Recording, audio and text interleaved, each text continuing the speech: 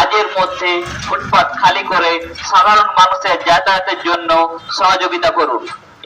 পুরসভার দেওয়া সময়সীমা শেষ হচ্ছে আজই। এখনো রাস্তার ফুটপাত জুড়ে হকারদের পসরা। ফুটপাত খালি করতে গিয়ে এবার কড়া পদক্ষেপ, ইঙ্গিত বাঁকুড়া পুরসভার।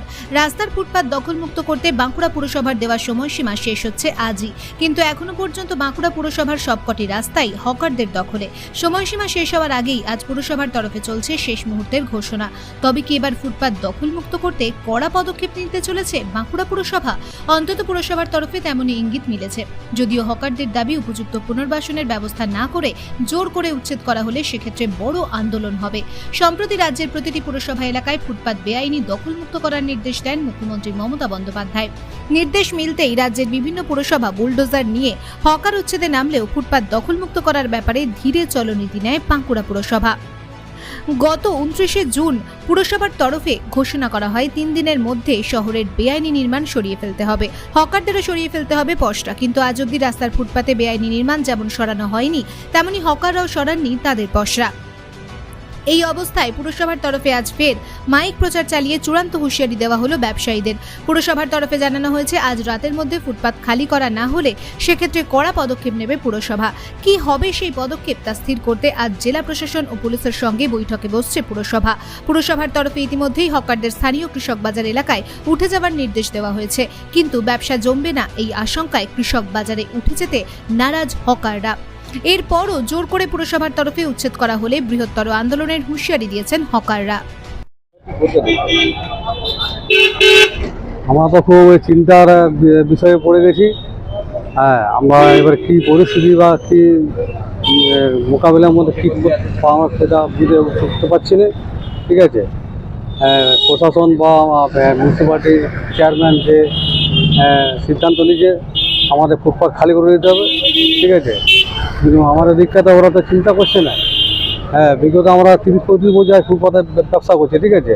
বাঁকুড়ায় কিন্তু আমরা পুনর্বাসনের কোনো পরিস্থিতি আমরা সেরকম পাইনি। যে জায়গায় আমাদের দেওয়া হয়েছিল সেখানে আমাদের এক ফুটা ভাতেরও জোগাড় হবে না, ঠিক আছে। আমাদের তো পরিবার আছে, সংসার আছে, হ্যাঁ, এগুলো তো বাঁচানো যাবে না। হ্যাঁ, আমরা সেখানে ব্যবসা করেছি কিন্তু টোটালি লস হয়ে গেছে আমাদের। হ্যাঁ, ব্যবসা করার পর আপনারা কি চাইছেন? আমরা চাইছি যে আমাদের বাঁকুড়ার পুনর্বাসন হয় না, একটা ভালো পজিশনে পুনর্বাসন দেওয়া হোক। হ্যাঁ, প্রত্যেক ফুটপাতবাসী বেঁচে যাবে, ঠিক আছে। তাহলে আমাদের তো একটা রাস্তা শেষ পর্যন্ত আমাদের সুসাইড করতে হয় এরকম আমাদের। হ্যাঁ, এরকম আমাদের পরিস্থিতি দাঁড়িয়েছে। কেন হচ্ছে যে কোভিডের পর থেকে আমাদের সেল টোটালি এখন 0% দাঁড়িয়ে গেছে আমাদের। এখানে আমরা 10-12 ট্রাফিক এখানে সারাদিন একটা বডি হচ্ছে না, এরকম হয়ে যাচ্ছে। খালি আরও যেতে হচ্ছে, 100-150 টাকা নিয়ে যাচ্ছি, সেটা আমাদের মানে সংসারের কাজে লেগে যাচ্ছে। এরপরে যদি তুলে দেন সেটা কী আর করবো, আমরা তো দুঃখের বিষয়। হ্যাঁ, আমার এটা তো ওরা চিন্তা করছে না। হ্যাঁ, আর বেকারত্ব দিন দিন বাড়ছে, ঠিক আছে। বেকারত্ব কমানোর জায়গায় বেকারত্ব বেড়ে যাচ্ছে। হ্যাঁ, আর আমাদেরও আস্তে বয়স হচ্ছে, আমরা এত ভারী কাজের দিকে যেতে পারছি না। হ্যাঁ, আমার নাম নরেন ঘোড়ায়। কি করবো এখন, আমাদের চেয়ারম্যানের উপরে ভরসা। দিদি ভালো আছে, চেয়ারম্যানকে খুব ভালো চেয়ারম্যান আছে, ঠিক আছে। তো এটাই আমরা চাই যে আমাদের কিছু একটা ব্যবস্থা করবে, তারপরে উনি। কিন্তু এটা তো উপরের চাপ, মুখ্যমন্ত্রী বলেছে, এদেরও তো কিছু করার নেই। এইটা হচ্ছে সব থেকে বড় কথা। মুখ্যমন্ত্রীর একটা বোঝা দরকার ছিল, যেহেতু আমাদের ভোটেই উনি মুখ্যমন্ত্রী হয়েছেন। আর আমাদের বাঁকুড়া পৌরসভা এলাকাতে খুব ভালো লোক। যাই হোক, আমাদের কথা কিছু একটা মাথায় রাখবে। তুলে দেয়, সেক্ষেত্রে আপনারা কি করবেন? তুলে দিলে অসুবিধা তো হবেই, কষ্ট হবে হয়তো। আবার যাই হোক, কিছু একটা পরিকল্পনা দেখিয়ে হওয়ার ব্যবস্থা করবেন। তবে এটা খুব ভালো লাগে। আর মুখ্যমন্ত্রীকে বলতে চাই যে এত হকার আছে, এত ফুটপাত আছে, আপনি এক ব্যবস্থা করুন না, জলের সঙ্গে জলের টাকিতে বিষ দিয়ে দেন, মরে যাই আমরা। এত বড় বড় টেন্ডার পাস করছেন, আমাদের কাছে 100 টাকা করে দিয়ে দেন যে আমরা বিষ খাই অন্তত, তাহলে আর হকার উচ্ছেদ জীবনে করতে হবে না। এটা কেন ব্যবস্থা নিচ্ছে? করোনার সময় ফার্স্টেই করোনার ভ্যাকসিন দিয়ে আমাদেরকে বাঁচালে কেন? আমরা চাই যে আমরা মরে যাই। বড় বড় টেন্ডার পাস হচ্ছে, 100 টাকা করে দেন না যত হকার আছে, তাহলে আমরা আর ঝামেলাটা দ্বিতীয়বার হবে। কিন্তু আমাদের বাঁকুড়া পৌরসভার এখন যে চেয়ারম্যান আছেন খুব ভালো লোক, উনি বোঝেন আমাদের কথা। কিন্তু উপরের চাপ তো, এটা মুখ্যমন্ত্রীর চাপ, উনিও অসহায় নিশ্চয়। উনি যে কি করবে উনিও ভেবে পাচ্ছেন, সেই ক্ষেত্রে হয়তো ওনাকে করতে বাধ্য হচ্ছে। যাই হোক উনি একটা কিছু ব্যবস্থা করবেন। এটা তো পুরোপুরি অবৈধ, এটা আপনারা বলছেন। কিন্তু সেটা আমরাও মানছি, কিন্তু আমাদের পেটের দায়ে করতে হচ্ছে, তো এইটা হচ্ছে আমাদের সব থেকে বড়। আমরা তো পুরো ফুটপাথ ছেড়ে দিয়ে ড্রেনের উপরে ছোট করে করছি, ড্রেনের উপরেই করছি, তবে এটাও অবৈধ সেটাও আমরা মানছি, কিন্তু আমাদের একটা ব্যবস্থা করে দেখ, যাতে আমাদেরও বাচ্চা আছে, ছোট ছেলেপেলে আছে, আমারও কাজ তো নেই না কিছু, ওই জন্য পেটের দায়ে করছি এটা। কি নাম আপনার? আমার সুশীল মন্ডল, বড় কালীতলা বাড়ি। যাওয়ার জন্য এরপর আপনারা কি করবেন? এরপর আমাদের তো এটাই কর্ম, এখান থেকে আমরা রুজি রুটি সমস্ত কিছু চালাই, আমাদের সংসার এখান থেকেই চলে। এরপর যদি আমাদেরকে এইভাবে তুলে দেয়, কোনো বসার যদি কোনো জায়গাও না করে দেয়, তো আমরা তো কোথায় বসে গেলাম। দ্বিতীয় আমাদের বিকল্প তো কোনো রাস্তা নেই যে এখান থেকে আমরা রোজগার করে সংসার চালাবো। আমরা আজ আমাদের এই পশ্চিমবঙ্গ সরকারের উপরে আস্থা রেখেছিলাম যে আমাদের জন্য কিছু করে দেবে, কিন্তু কিছু না করেই তুলে দিচ্ছে। যদি আমাদের জন্য কিছু করে দেয় তাহলে আমরা নিশ্চিন্তে এখান থেকে উঠে যাবো, কোনো অসুবিধা নেই। আমাদের পেট চালাবার জন্যই আমরা এখানে বসা। তো যদি তুলে দেয় সেক্ষেত্রে আপনাদের পদক্ষেপ কি হবে? নেক্সট পদক্ষেপ আমাদেরকে রাস্তায় ধর্নায় বসতে হবে, কি করবো, তাছাড়া তার উপায় নেই। আপনারা কি চাইছেন? আমরা চাই যে আমাদের সুস্থভাবে কোনো একটা জায়গা সেভাবে করবো যেখানে আমরা ব্যবসাটা করতে পারবো। তা বলে এই নয় যে কোনো তেপান্তরের মধ্যে ঘুরে ঘুরে বসতে হবে। এখানে মার্কেটের মধ্যে কোথাও ছোট প্লেস দেখে আমাদের জায়গা হোক, আমরা সেখানে করে খেতে পাই, বাস এতটুকুই আমাদের চাওয়া। কি নাম আপনার? বিশ্বজিৎ গড়াই আমার নাম।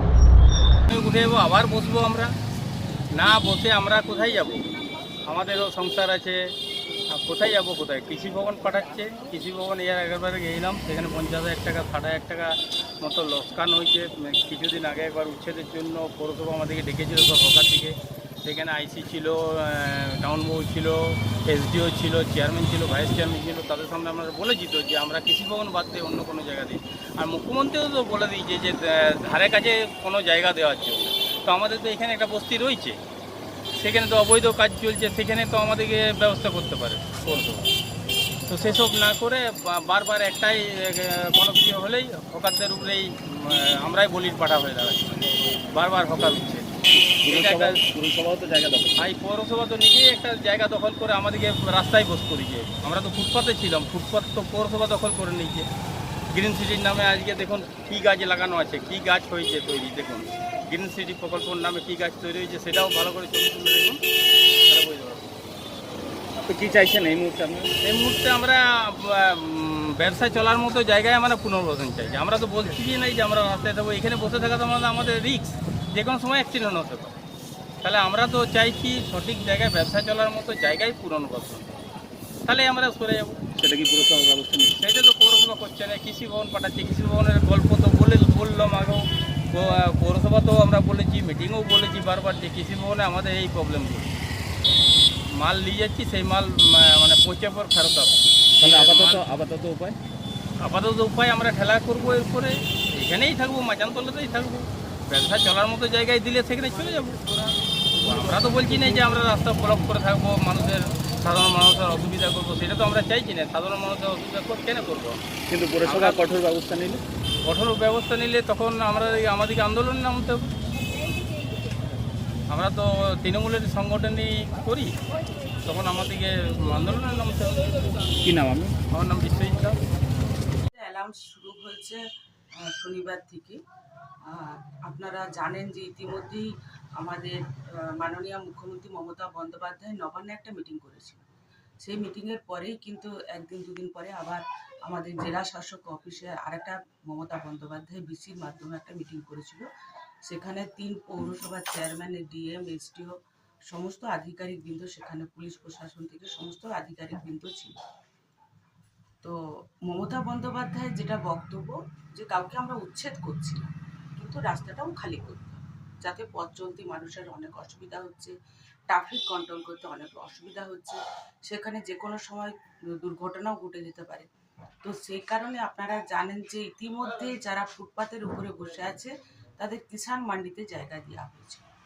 তাদের কাছে আবেদন করব তারা যেন পুনরায় কিষাণ মান্ডির সেখানে ফিরে যায়, এবং যারা স্টল করে ফুটপাতের উপরে জিনিস রেখে বিক্রি করছেন সেই ফুটপাতটা অন্তত খালি করতে হবে।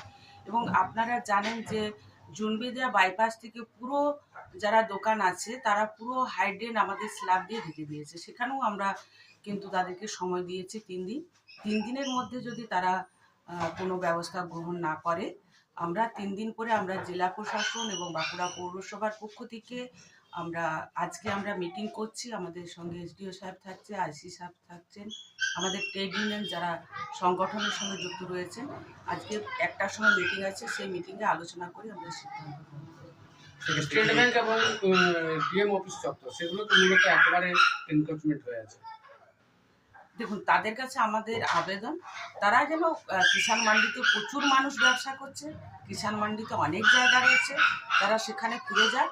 পরবর্তী ক্ষেত্রে আমরা জেলা প্রশাসন ডিএমের সঙ্গে আমরা আলোচনা করে যদি তাদের আরও ভালো কোনো জায়গা সরকারি যদি ল্যান্ড থাকে, সেটা মাননীয় মুখ্যমন্ত্রী মমতা বন্দ্যোপাধ্যায় পরিষ্কার বলেছেন যে যদি কোনো সরকারি জায়গা থাকে সেখানে পিপিপি মডেলে একটা বিল্ডিং বানিয়ে, এবং সেই বিল্ডিং হবে সমস্ত পৌরসভায় একই রকমই হবে, সেই জায়গাটা যদি থাকে আমরা পুনরায় সেখানে আবার চিন্তা ভাবনা করব যে তাদেরকে কিভাবে কোথায় দেওয়া যায়।